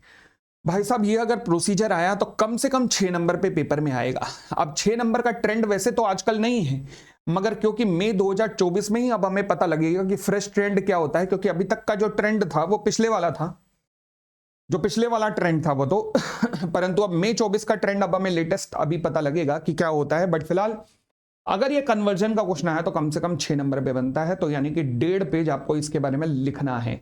पब्लिकेशन वाला पॉइंट छोटा सा लिखवा है, बाकी सारे ध्यान रखना, बाकी सारे रेलेवेंट हैं। फिलहाल अब रीजनल डायरेक्टर क्या करे, अब होगा क्या, कंपनी को एक fresh certificate of incorporation ROC issue कर देगा। जब उसे आरओसी को आप स्पेशल रेजोल्यूशन की copy plus fresh memorandum and article submit करेंगे तो वो आपको इनकॉर्पोरेशन की नई कॉपी उठाकर दे देगा, सर्टिफिकेट ऑफ इनकॉर्पोरेशन नया इशू कर देगा। उसके बाद कहता है रिवोकेशन ऑफ लाइसेंस, ये भी बहुत इंपॉर्टेंट है सेक्शन 8 कंपनी में। हाँ जी, कहता है सेंट्रल गवर्नमेंट चाहे तो लाइसेंस रिवोक कर सकती है। यस, अगर आप सेंट्रल गवर्नमेंट को प्यार में धोखा दोगे, मतलब आपने जो लाइसेंस लेते हुए जो कंडीशन कही थी वो पूरी नहीं कर रहे हो, तो सेंट्रल गवर्नमेंट लाइसेंस को उठा के रिवोक कर देगी। जैसे ही लाइसेंस रिवोक होगा तो आपको जितने भी अभी तक बेनिफिट मिल रहे थे वो बेनिफिट मिलना बंद हो जाएंगे, इंक्लूडिंग आपके नाम के आगे लिमिटेड या प्राइवेट लिमिटेड जो अभी तक लगाने की आपको परमिशन थी कि मत लगाइए, वो भी अब लगना शुरू हो जाएगा। ठीक है ना। चलिए, तो सेंट्रल गवर्नमेंट रिवोक कर सकती है जो लाइसेंस उसने दिया है अगर कंपनी उल्लंघन करती है उन कंडीशंस का जिनके बेसिस पर आपको लाइसेंस दिया गया था, या पता लगा कि कंपनी फ्रॉडुलेंटली कंडक्ट कर रही है। ठीक है, जैसे अभी जिम खाना के साथ केस चल रहा है, वो क्या हुआ कि जिम खाना को पकड़ा गया अभी रिसेंटली कि भैया आपको हमने कहा था स्पोर्ट्स एक्टिविटी को बढ़ावा दोगे, बट यहाँ तो मेंबर्स के फंक्शन हो रहे हैं, उनके घरों की शादियां हो रही हैं यहाँ तो वो केस चल रहा है अभी। तो अगर वो केस जिम खाना वाले हार गए तो फिर लाइसेंस रिवोक कर दिया जाएगा उनका। ठीक है ना। आगे, order of the central government in case of revocation. अच्छा, अगर मान लीजिए सेंट्रल गवर्नमेंट अब रिवोक करती है तो फिर क्या क्या होगा। पहली बात तो कंपनी के आगे नाम के आगे अब लिमिटेड या प्राइवेट लिमिटेड लगना शुरू हो जाएगा। दूसरी बात सेंट्रल गवर्नमेंट क्या कह सकती है कि अब अगर ऐसा किसी कंपनी ने किया, यानी कि फ्रॉडुलेंट पर्पस से चल रही है या फिर जिन बेसिस पर हमने एग्जम्पशन दी थी आप उन कंडीशंस का ही पालन नहीं कर रहे हैं, तो सेंट्रल गवर्नमेंट क्या करेगी, उठा के इस कंपनी को अमेलगमेट कर देगी किसी बिल्कुल ऐसी ही कंपनी के साथ जिनका एकदम सिमिलर ऑब्जेक्ट होगा, उसके साथ अमेलगमेट कर दिया जाएगा। ठीक है जी। दूसरा ऑप्शन क्या है कि कंपनी का वाइंडिंग अप भी किया जा सकता है, कंपनी का वाइंडिंग अप भी किया जा सकता है। ओके, तीसरी नेक्स्ट अलग बात ध्यान रखना, कहता है जो excess assets on the winding up और dissolution after the satisfaction of its debts and liability हैं। अब ये एक नई बात डाली है, देखो इसने क्या कहता है, पहले स्टडी मटेरियल में नहीं थी। कहता है मान लीजिए हम आपका वाइंडिंग अप कर रहे हैं, वाइंडिंग अप करने के बाद पता लगा कि आपकी एसेट्स ज्यादा है, लायबिलिटी कम है, मतलब एसेट्स थोड़ी ज्यादा रियलाइज हुई, लायबिलिटी कम है, तो वो जो excess of asset over the liability है वो ट्रांसफर कर दिया जाएगा किसी ऐसी ही कंपनी को जिसका सिमिलर ऑब्जेक्ट होगा, या फिर उठाकर इस फंड को जो एक्सेस अमाउंट है उसे क्रेडिट कर दिया जाएगा। हमारा एक फंड है जिसे कहते हैं इंसॉल्वेंसी एंड बैंक्रप्सी फंड, जिसे कि इंसॉल्वेंसी एंड बैंक्रप्सी कोड 2016 के अंदर बनाया गया है, सेक्शन याद मत करना ये वाला। तो यानी कि जो excess of assets over liability निकली अगर हमने इस सेक्शन 8 कंपनी का वाइंडिंग अप करवाया, अमलगमेशन नहीं, और इसकी एसेट्स की वैल्यू निकली ज्यादा, बेचने पे रियलाइज हुई वैल्यू ज्यादा, तो जो ज्यादा वैल्यू रियलाइज हुई है वो या तो बिल्कुल किसी ऐसी कंपनी विद सिमिलर ऑब्जेक्ट वाले को दे दिया जाएगा, या फिर इंसॉल्वेंसी एंड बैंक्रप्सी फंड जो कि आईबीसी 2016 के अंदर एस्टेब्लिश किया गया वहां पे ट्रांसफर कर दिया जाएगा। ठीक है जी, और आगे बढ़ते हैं। अब हमारा अगला सेक्शन आता है section 7, incorporation of a company. Okay, क्या कहता है जी इनकॉर्पोरेशन ऑफ कंपनी के बारे में। लो जी, हालांकि फाउंडेशन लेवल पे भी था, फाउंडेशन लेवल पे 2 तरीके से आपको इनकॉर्पोरेशन सिखाया गया होगा, एक था स्पाइस की प्रोसेस और दूसरा था नॉर्मल प्रोसीजर, बट वहां पर इतने फॉर्म्स वगैरह नहीं होंगे जो कि अब आपके सिलेबस में डाल दिए गए हैं।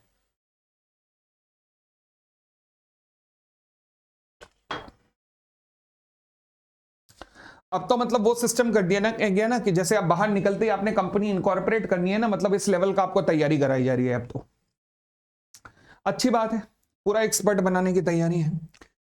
हाँ जी, अगर आप नॉर्मली किसी भी कंपनी का इनकॉर्पोरेशन करते हैं तो आपको क्या करना पड़ेगा, आरओसी को, दिल्ली में है तो दिल्ली आरओसी, मुंबई में है तो मुंबई आरओसी, मध्य प्रदेश में है तो वहां के आरओसी, उनके पास एक एप्लीकेशन, यानी कि जिसके भी ज्यूरिसडिक्शन में आप आते हैं उस आरओसी के पास फॉर्म लेके जाइए। फॉर्म का नाम स्पाइस प्लस, सेक्शन 8 में भी आया था, INC 32 along with the necessary fee जो भी लगती है। साथ में मेमोरेंडम की कॉपी वहां पे भी आई थी, फॉर्म नंबर बेशक अलग होगा, और आर्टिकल की कॉपी INC 34, साथ में इस 32 के साथ में मेमोरेंडम प्लस आर्टिकल की कॉपी भी साइन करके भेज देना। ठीक है जी। फिर अब कंपनी का जब इनकॉर्पोरेशन होता है तो कंपनी के इनकॉर्पोरेशन के वक्त कुछ लोग ऐसे होते हैं जो कि शेयर लेने का वादा करते हैं। ये जरूरी होता है मेंशन करना इनका नाम? यस, क्योंकि यही लोग कंपनी के इनकॉर्पोरेशन वाले दिन मेंबर बनते हैं। कंपनी के सबसे पहले मेंबर यही होते हैं, तो इन्हें सब्सक्राइबर कहते हैं। इसका मतलब इन्होंने शेयर लिए नहीं है, कंपनी के इनकॉर्पोरेशन से पहले शेयर लेने का वादा किया है, अभी केवल वादा किया है।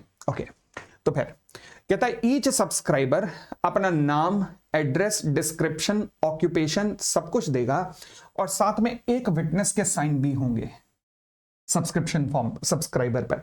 मेमोरेंडम के सबसे आखिरी पेज पे लिखा जाता है सब्सक्राइबर, जहां पे इनका नाम, एड्रेस वगैरह सब कुछ लिखा जाता है, और एक विटनेस के साइन होंगे। ओके, अगर मान लीजिए कोई सब्सक्राइबर इलिटरेट है, हाँ जी, लाला जी ने अपने पिताजी को बनवा दिया, पिताजी इलिटरेट थे, तो क्या होगा, पिताजी का थंब इंप्रेशन चलेगा, कोई दिक्कत नहीं, थंब इंप्रेशन चल जाएगा। मगर उस थंब इंप्रेशन के साथ में कोई व्यक्ति साइन जरूर करेगा कि मेरे सामने थंब इंप्रेशन लगाया गया है और इन्हें मैंने सब कुछ बता दिया था।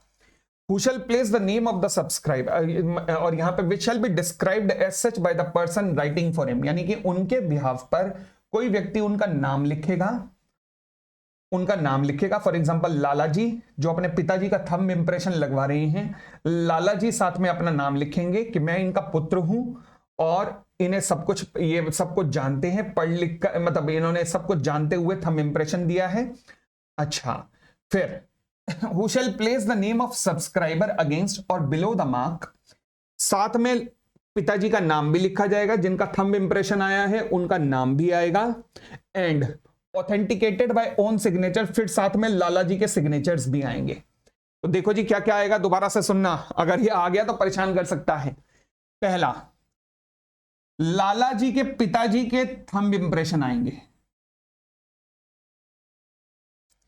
फिर लाला जी वहां पर नाम लिखेंगे पिताजी का कि मेरे पिताजी का नाम चरणदास है, फिर ठीक है, ये थंब इंप्रेशन के नीचे चरणदास लिखा जाएगा, और फिर लाला जी अपने साइन भी करेंगे, लाला जी भी अपने साइन करेंगे बताने के लिए कि हां जी मैंने इनके बिहाफ पर इनका नाम लिखा है।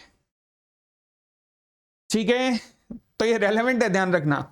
अगर सब्सक्राइबर कोई बॉडी कॉर्पोरेट हुआ तो देखो जी, अगर बॉडी कॉर्पोरेट हुआ यानी कि कंपनी वगैरह हुई, तो वो क्या करते हैं, वो ना अपने अपने रेजोल्यूशन के द्वारा किसी अपने डायरेक्टर वगैरह को ऑथराइज कर देते हैं, या डायरेक्टर को या ऑफिसर को या इंप्लॉय को ऑथराइज कर देते हैं कि आप हमारे बिहाफ पर जाइए और साइन करके आइए एज अ सब्सक्राइबर। ठीक है ना तो ये व्यक्ति उस कंपनी के बिहाफ पर जाते हैं और resolution of the board of director pass होता है इसके लिए, जिसके अंतर्गत इन्हें ऑथराइज किया जाता है, और फिर ये लोग कंपनी के बिहाफ पर सब्सक्राइबर के रूप में साइन करते हैं। ठीक हो गई इतनी बात। फिर where the subscriber is a limited liability partnership, अगर मैं LLP की बात करूं तो सब्सक्राइबर के बिहाफ पर साइन कौन करेगा, वो व्यक्ति जिसे कि रेजोल्यूशन के द्वारा ऑथराइज किया गया है, सभी पार्टनर्स ने मिलकर जो रेजोल्यूशन पास किया था उसमें जिस व्यक्ति को ऑथराइज किया गया है वो कौन हो सकता है, वो पार्टनर भी हो सकता है, वो पार्टनर भी हो सकता है। यस, क्या वो अदरवाइज कंपनी का एम्प्लॉय वगैरह भी हो सकता है। जैसे बॉडी कॉर्पोरेट में हमने शब्द क्या लिखा, हमने बॉडी कॉर्पोरेट में शब्द लिखा है कि डायरेक्टर भी हो सकता है, ऑफिसर भी हो सकता है, एम्प्लॉय भी हो सकता है। LLP के अंदर मैंने क्या शब्द लिखा, क्या मैंने एम्प्लॉय, क्या मैंने ऑफिसर ऐसे शब्द लिखे? नहीं, मैंने लिखा it shall be signed bye partner of LLP, यानी कि पार्टनर ही साइन करेगा, ना ऑफिसर ना कोई अदर एम्प्लॉय, पार्टनर साइन करेगा LLP के बिहाफ पर। मगर उस पार्टनर को ऑथराइज कौन करेगा, रेजोल्यूशन के द्वारा।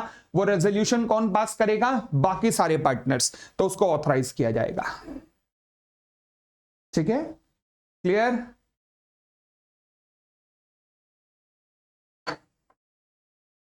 हाँ जी, मान लीजिए आपने किसी ऑफिसर को ऑथराइज किया या किसी डायरेक्टर को ऑथराइज किया, उसने कंपनी के बिहाफ पर जाकर साइन कर दिए। सब्सक्राइबर कौन है? ये डायरेक्टर या company? The answer is company, वो डायरेक्टर नहीं। सिमिलरली आपने किसी पार्टनर को ऑथराइज किया एलएलपी में, उसने जाकर एलएलपी के बिहाफ पर साइन कर दिए, तो फिर सब्सक्राइबर कौन है? एलएलपी या ये partner? The answer is LLP, ये पार्टनर नहीं। ठीक है, next. Where the subscriber to the memorandum is a foreign national residing outside India। अब भाई साहब कोई विदेशों में बैठा है तो फिर क्या होगा? तो एक काम करो, आप जब साइन करोगे सब्सक्राइबर को, तो उसके जो सिग्नेचर्स हैं और जो एड्रेस है उसके लिए हमें प्रूफ चाहिए। आइडेंटिटी प्रूफ जो है वो नोटराइज होना चाहिए नोटरी पब्लिक के द्वारा, कि यानी कि ये इसी बंदे के सिग्नेचर है, ये इसी बंदा का एड्रेस है, ये नोटरी पब्लिक के द्वारा प्रूव होना चाहिए। परंतु अगर ये जो फॉरेन नेशनल है ये ऐसी किसी कंट्री से है जो कि अंग्रेजों की गुलाम नहीं रही है, ये बड़ा फालतू का रूल लगता है मुझे। यानी कि हम बार बार अपने आप को जताते हैं कि हम अंग्रेजों के गुलाम रहे हैं, तो इसलिए हम कहते हैं कि अगर आप ऐसी कंट्री से जो अंग्रेजों के गुलाम नहीं रही तो फिर हम आपके ऊपर और भी रेस्ट्रिक्शन लगाएंगे। मतलब अब वो गुलाम नहीं है तो तुम उसकी और पेल दो हैं, मगर अगर वो गुलाम है तो तुम उसे बेनिफिट दे रहे हो केवल नोटरी पब्लिक। बट अगर वो गुलाम नहीं है तो हम कह रहे हैं कि अच्छा तू गुलाम नहीं है, हम तो रहे थे, तू नहीं है, ओ तो अच्छा एक काम कर, अब तुझे नोटरी पब्लिक का तो चाहिए ही चाहिए, उसको नोटरी पब्लिक वाले को भी ऑथेंटिकेट करना पड़ेगा। कौन ऑथेंटिकेट करना करेगा? जाके अपनी वो जो एम्बेसी होती है ना, वहां के किसी डिप्लोमेट से या काउंसलर ऑफिस से ऑथेंटिकेट करवा, नोटरी पब्लिक को भी। कमाल है यार, क्या बनाते हैं, पता नहीं क्या गुलामी वाली मानसिकता है जिसने भी ये लिखा है। बड़ा अंग्रेजों का पिछलग्गू रहा होगा वो जिसने भी ये रूल बनाया है। खैर, तो सिग्नेचर और एड्रेस जो भी जिस भी सब्सक्राइबर के होंगे, अगर जो फॉरेन नेशनल है, कोई अगर फॉरेन नेशनल है वो साइन कर रहा है तो उसके सिग्नेचर्स को अटेस्ट करेगा नोटरी पब्लिक। परंतु अगर वो कॉमनवेल्थ कंट्री से नहीं है तो जो ये नोटराइज हुआ है नोटरी पब्लिक के द्वारा, इसे भी ऑथेंटिकेट करेगा एम्बेसी का स्टाफ, यानी कि डिप्लोमेटिक ऑफिसर या फिर आपका काउंसलर। ये इसीलिए बिठाए जाते हैं काउंसलर्स, ये साइन करने के लिए ही। ठीक है ना, आगे फिर कहते हैं मान लीजिए अगर व्यक्ति जो सब्सक्राइबर है वो ऐसा है जो कि कंपनी ओपन करने के लिए आज इंडिया आया हुआ है। पिछला पॉइंट क्या है? जो विदेशों में बैठा है। आज क्या है? जो इनकॉर्पोरेट करने के लिए ही इंडिया में आया है। तो भाई साहब तेरे पास तो तेरा वीजा भी होगा और तू इंडिया में इनकॉर्पोरेट करने के लिए आया, इसका मतलब तेरा वीजा भी बिजनेस वीजा होगा, टूरिस्ट वीजा तो नहीं होगा। तो बस बन गया काम। फिर तू एक काम कर, अब तू एक काम कर, इनकॉर्पोरेशन में क्योंकि तेरे पास वैलिड वीजा है तो वो जो बिजनेस वीजा है उसकी कॉपी हमें दिखा। ठीक है ना, और साथ में एक और बेनिफिट अगर दिया गया कि अगर तूने कभी भी इंडियन ओरिजिन में जन्म लिया है, इंडिया के अंदर जन्म लिया, सिटीजनशिप बेशक कनाडा की ले ली है या फिर कनाडा का सिटीजन बन चुका है बट साथ में इंडिया का भी सिटीजन है, जिसे कहते हैं ओवरसीज सिटीजन ऑफ इंडिया, जो विदेशों में रहकर फॉरेन सिटीजन बन चुके हैं मगर इंडिया की सिटीजनशिप भी रखी हुई है, या फिर जिन्होंने इंडिया में जन्म लिया था सिटीजनशिप बाहर की ले ली है, ऐसे लोगों को हम कहते हैं आ जाओ, मतलब घर आ जा परदेसी तेरा देश बुलाए रे। तो इसलिए आपको बिजनेस वीजा भी लगाने की जरूरत नहीं है, आप कोई दिक्कत नहीं, कंपनी का इनकॉर्पोरेशन आप आकर कर सकते हो। अब आए हुए हो तो आके इनकॉर्पोरेशन कर दो, कोई दिक्कत नहीं है, आप आए ही इनकॉर्पोरेट करने के लिए हो। तो पिछले वाले और अब वाले में फर्क है मैं बता देता हूं। पिछले वाले में कहता है सब्सक्राइबर कोई विदेशों में है और सब्सक्राइबर है बस, तो आप साइन कैसे करोगे? ठीक है, बट यहां पे है कि अगर वो व्यक्ति इंडिया में इनकॉर्पोरेट करने के लिए ही आया है, अब पर्पस ही तेरा इनकॉर्पोरेट करना है, तू ही करता धरता है, तो तेरा बिजनेस वीजा भी लगेगा यहां पर। ठीक है, चले उसके द्वारा फिर उसके बाद कहता है डिक्लेरेशन ऑफ कंप्लायंस। जैसे सेक्शन 8 कंपनीज में किया वैसे यहां पर भी आपको एक कंप्लायंस दिखाना पड़ेगा कि इस कानून सभी कंपनी के ऊपर लगने वाले सभी कानूनों का हमने देख लिया पालन हो रहा है। ये डिक्लेरेशन कौन देगा? Advocate, CA, CS, cost accountant and इसके अलावा कोई भी व्यक्ति जिसका नाम आर्टिकल में दिया हुआ है या तो डायरेक्टर के रूप में या मैनेजर के रूप में या सेक्रेटरी के रूप में। क्या डिक्लेरेशन में क्या लिखेंगे कि हमने चेक कर लिया है और इस एक्ट की सभी रिक्वायरमेंट पूरी हो रही है जी, हमें कोई दिक्कत नहीं है। ओके, उसके बाद एक डिक्लेरेशन और दी जाएगी। वो डिक्लेरेशन किसके द्वारा दी जाएगी? 2 लोगों के द्वारा। अच्छा, कौन कौन होगा? ये अब आपने फाउंडेशन में भी पढ़ी हुई है ये चीजें। कौन कौन होगा? एक होगा सब्सक्राइबर और एक होगा फर्स्ट डायरेक्टर। ये दोनों डिक्लेयर करेंगे कि मम्मी कसम खा के कह रहे हैं हम कभी भी किसी भी तरीके से किसी भी कंपनी के फॉर्मेशन में, मैनेजमेंट में कभी गिल्टी नहीं रहे, कभी कन्विक्ट नहीं हुए हैं। तो यानी कि डिक्लेरेशन दी जाएगी किसके द्वारा? दो लोगों के द्वारा, सब्सक्राइबर के द्वारा एंड फर्स्ट डायरेक्टर्स के द्वारा। अच्छा, क्या कहा जाएगा कि जो इंफॉर्मेशन हमने फाइल की है वो करेक्ट है एंड कंप्लीट है, हम कभी भी अपराधी नहीं घोषित हुए हैं, कंपनी के प्रमोशन या फॉर्मेशन या मैनेजमेंट से रिलेटेड कभी भी हम गिल्टी नहीं रहे हैं। ठीक होगी इतनी बात। हमें कभी भी फ्रॉड का या मिसफीजांस का दोषी नहीं ठहराया गया है, ना हम फ्रॉड में जो दोषी रहे हैं ना मिसफीजांस। मिसफीजांस का मतलब क्या होता है? ब्रीच ऑफ ट्रस्ट, औरों का विश्वास तोड़ना, पैसे लिए भाग गए लोगों के, ठीक है ना। ब्रीच ऑफ ड्यूटी, हमने कभी भी इन चीजों में दोषी नहीं रहे हैं। नेक्स्ट, एड्रेस फॉर कॉरेस्पॉन्डेंस दिया जाएगा कंपनी के इनकॉर्पोरेशन के लिए, ताकि आरओसी को, मान लीजिए ये सारे डॉक्यूमेंट सबमिट होने के बाद आरओसी को कुछ डिटेल मंगवानी है तो वो डिटेल मंगवा पाए, इसके लिए आपको एड्रेस फॉर कॉरेस्पॉन्डेंस आरओसी को देना पड़ेगा।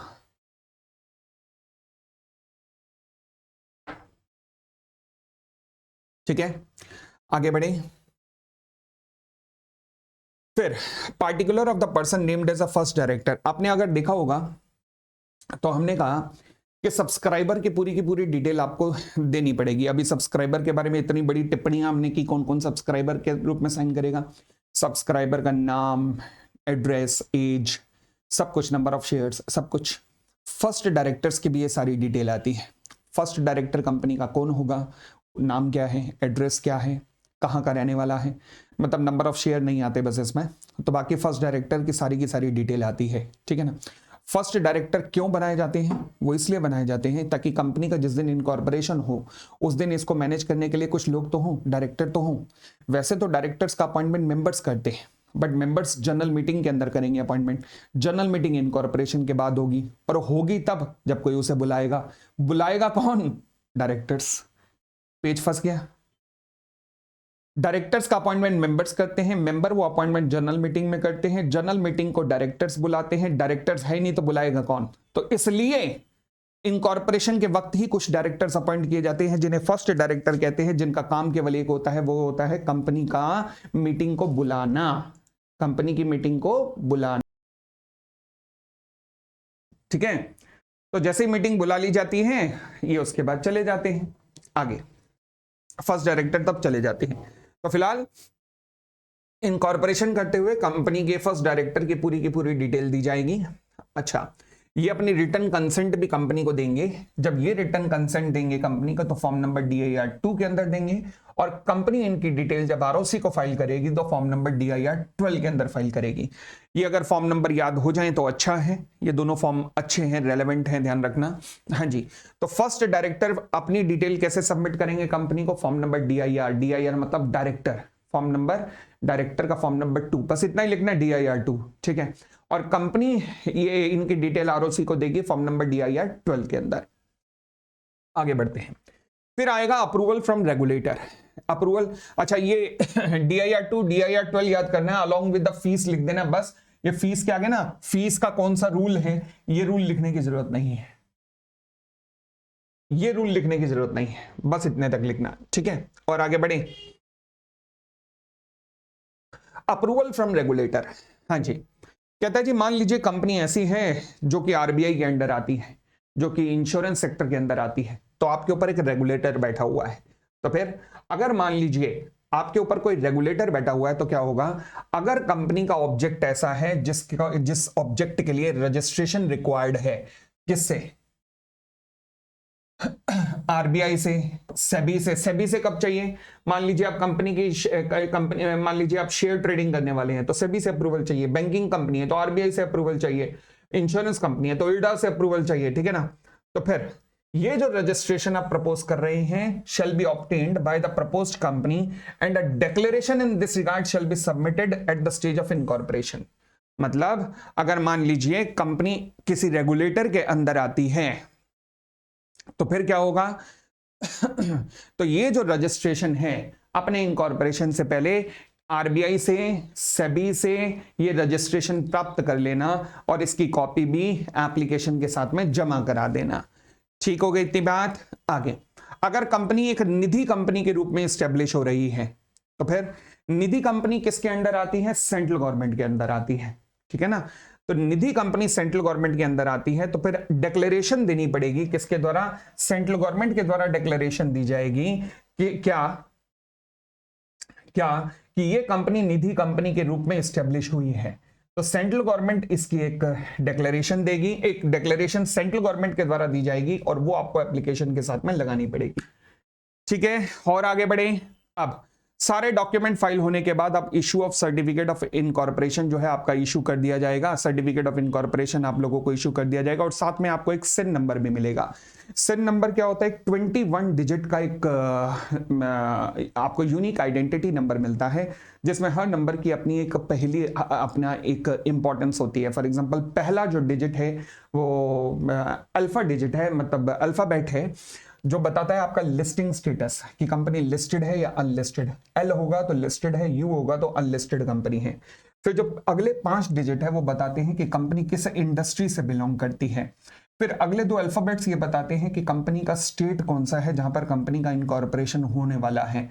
फिर 1973 ये बताता है कि ईयर ऑफ इनकॉर्पोरेशन कौन सा है। फिर ये बताता है कंपनी का ओनरशिप स्टेटस कौन सा है। अगर पब्लिक लिमिटेड कंपनी है तो पीएलसी, प्राइवेट लिमिटेड कंपनी है तो पीटीसी। और एक्चुअल में जो कंपनी का रोल नंबर है वो ये 6 डिजिट हैं। ये 6 डिजिट कंपनी का रोल नंबर बताते हैं, मतलब ये यूनिक नंबर है। ये पांचों तो सेम हो सकते हैं कई कंपनियों के, बट ये यूनिक कोड होगा जो किसी का भी सेम नहीं होगा। यही एक्चुअल में यूनिक रजिस्ट्रेशन नंबर है किसी भी कंपनी का, ठीक है जी। चलिए, तो सिन नंबर, इनके डिटेल भी ध्यान रख लेना, इंपॉर्टेंट है ये भी। आगे अब ये वही पैरा है जो आपने फाउंडेशन में भी पढ़ा था। किसी भी कंपनी का जन्म जब होगा तो फॉल्स डिक्लेरेशन वगैरह फाइल नहीं होनी चाहिए, परंतु अगर किसी भी कंपनी का जन्म फॉल्स डिक्लेरेशन वगैरह के बेसिस पे फाइल हुआ, फॉर एग्जांपल आपने कहा जी एज अ सब्सक्राइबर या फर्स्ट डायरेक्टर कि हम कभी भी किसी भी ऑफेंस में इन्वॉल्व नहीं रहे हैं जबकि आप रहे हो। Similarly as a chartered accountant आपने कहा जी हमने चेक कर लिया सारे कानूनों का पालन हुआ है जबकि नहीं हुआ था। तो फिर अगर कोई भी फॉल्स डिक्लेरेशन वगैरह सबमिट की गई तो कंसर्न व्यक्ति जो भी होगा वो 447 के अंदर यानी कि फ्रॉड का दोषी ठहराएगा, उसको फ्रॉड का दोषी ठहराया जाएगा 447 के अंदर। इसके अलावा अब कंपनी के खिलाफ एक एप्लीकेशन फाइल की जा सकती है, किसको? ट्राइब्यूनल को, कि देखो जी गलत तरीके से कंपनी का इनकॉर्पोरेशन हुआ है। और ट्राइब्यूनल को जब एप्लीकेशन फाइल की जाएगी तो ट्राइब्यूनल कुछ ऑर्डर पास कर सकता है, जिसमें से कौन कौन से ऑर्डर हो सकते हैं? पहला, वो ऑर्डर पास कर सकता है to regulate the management of the company.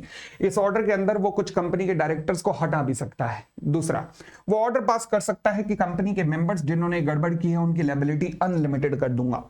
Third, वो रिमूवल भी कर सकता है, कंपनी का नाम रिमूव कर सकता है अपने रजिस्टर से, वो कंपनी को वाइंडिंग अप में भी ले जा सकता है, या फिर वो कोई भी ऑर्डर पास कर सकता है जो भी उसको सही लगे। ठीक हो गई थी बात? चले, तो यानी कि मैंने कहा जी अगर कंपनी को गलत तरीके से इनकॉर्पोरेट किया गया तो कंसीक्वेंसेस क्या क्या होंगे। पहली चीज तो हमने देखा जी एप्लीकेशन, पहली चीज तो हमने देखा जो भी कंसर्न व्यक्ति है वो सब 447 में दोषी हो जाएंगे। उसके बाद हमने कहा कि भाई एप्लीकेशन फाइल की जाएगी ट्राइब्यूनल को, और ट्राइब्यूनल कुछ ऑर्डर पास कर सकता है जहां पर regulation of the management of the company कर सकता है, कंपनी का वाइंडिंग अप कर सकता है, कंपनी का नाम रिमूव कर सकता है, ऑर्डर पास कर सकता है कि मेंबर्स की लायबिलिटी अनलिमिटेड हो जाएगी, और सच ऑर्डर एज इट में डीम फिट वो भी पास कर सकता है। मगर कोई भी ऐसा ऑर्डर पास करने से पहले ट्राइब्यूनल आपको चाहिए कि आप एक बार सुनवाई का मौका जरूर देंगे, किसको? कंपनी को सुनवाई का मौका जरूर मिलना चाहिए। ठीक है जी, चलिए नेक्स्ट पॉइंट पे आते हैं। हाँ जी, स्पाइस, ये स्पाइस प्रोसेस है, वो क्या कहते हैं कि मतलब कंपनी का इनकॉर्पोरेशन इजी करने के लिए मिनिस्ट्री ऑफ कॉर्पोरेट अफेयर ने ये प्रोसेस स्पेसिफाइड की है जिसे हम स्पाइस प्रोसेस कहते हैं। बस इतना ही आपके सिलेबस में, पूरी प्रोसेस आपके सिलेबस में नहीं है। Next, effect of registration. हाँ जी, इफेक्ट ऑफ रजिस्ट्रेशन, इसका मतलब क्या है? देखो जी कंपनी का सर्टिफिकेट ऑफ इनकॉर्पोरेशन आ चुका है। कहां से आ चुका है? आरओसी, मुबारक हो, कंपनी का जन्म हुआ है। अब जो सर्टिफिकेट ऑफ इनकॉर्पोरेशन है उसका इंपैक्ट क्या क्या होगा? उसका इंपैक्ट ये होगा कि जिस दिन ये सर्टिफिकेट आया उस दिन कंपनी एक सेपरेट लीगल एंटिटी के रूप में जन्म ले लेगी। उस दिन कंपनी के पास अधिकार हो जाएगा कि कंपनी औरों को भी स्यू कर सकती है और कंपनी को स्यू कर सकते हैं, और उस दिन कंपनी का एक परपेचुअल सक्सेशन जन्म ले लेगा। रिकॉल करो, कंपनी का जन्म हो गया है, उस दिन से कंपनी का परपेचुअल सक्सेशन आ चुका है, लिमिटेड लायबिलिटी मेंबर्स की हो चुकी है। Corporate identity sorry certificate of incorporation में क्या आता है, कंपनी का नाम, कॉर्पोरेट आइडेंटिटी नंबर, किस दिन इनकॉर्पोरेशन हुआ और आरओसी के साइन होते हैं इस पर, और नाम भी आता है। ठीक है जी। चलिए अब सवाल उठा, क्या सर्टिफिकेट ऑफ इनकॉर्पोरेशन एक कंक्लूसिव एविडेंस है regarding the incorporation of the company. देखो जी सिचुएशन क्या है, मान लीजिए कंपनी के ऑब्जेक्ट क्लॉज में लिखा था कि हम भारत की एकता व अखंडता की धज्जियां उड़ा देंगे और हम आतंकवादी गतिविधियों का प्रमोशन करेंगे, यह वर्ड लिखा हुआ था, गलती से कंपनी इनकॉर्पोरेट हो गई, तो फिर